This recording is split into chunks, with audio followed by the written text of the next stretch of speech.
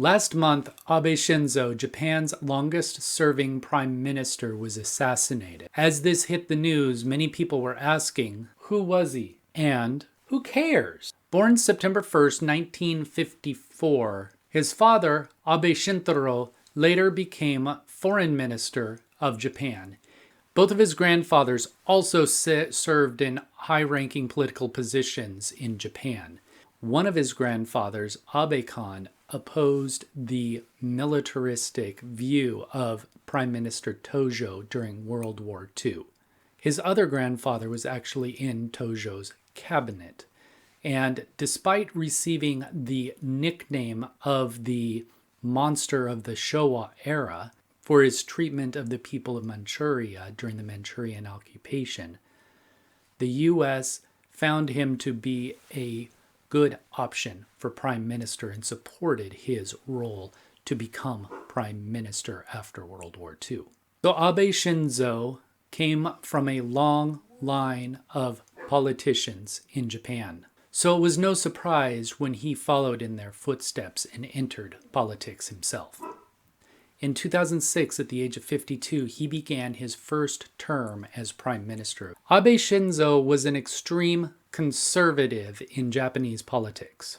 In 2007, he stated that despite his own government admitting complacency in 1997, that there was no evidence that Japanese forced women into sexual slavery during World War II.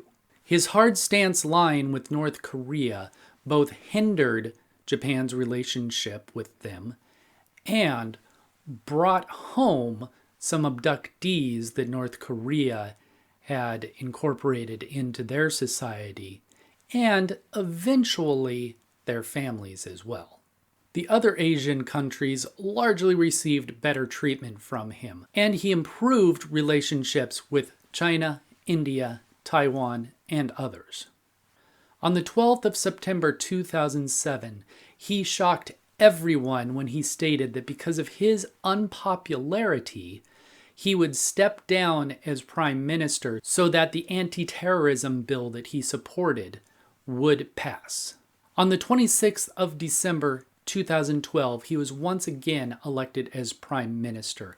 At this point, we see him develop what he called his crisis cabinet. His crisis cabinet incorporated some economic ideas to bring Japan out of the economic crisis that they were in, and these became known as Abenomics.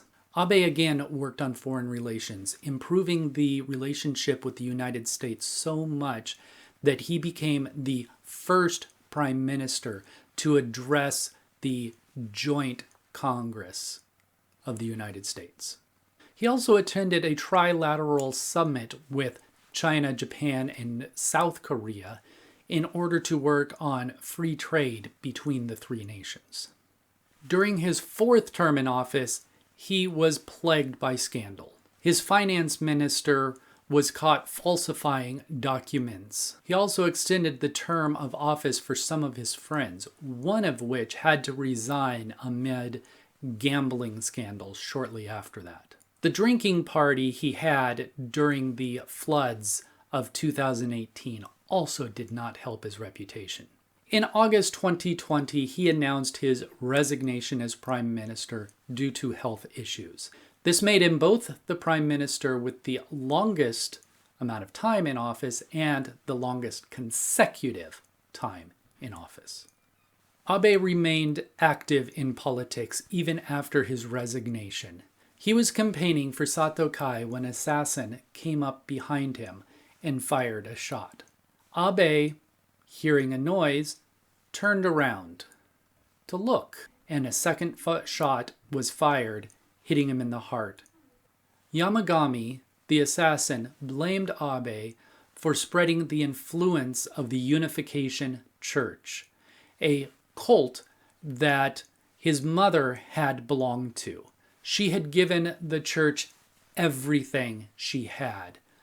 100 million yen, which is about 720 US dollars, a parcel of land, and the family home. She then had to file for bankruptcy because she had nothing left and continued to donate money to the church even though she could not even afford food.